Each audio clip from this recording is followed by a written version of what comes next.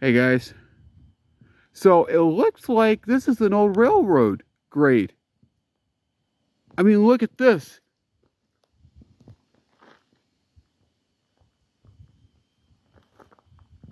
I don't know if this was an old Milwaukee Road branch or something. Because this looks like an old railroad grade.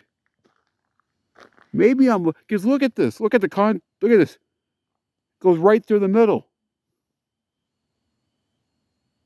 Huh. I know CNW and Milwaukee Road and or the MNSTL have lines, abandoned lines around here. So I don't know. What do you guys think? Railroad grade or a pathway to the woods?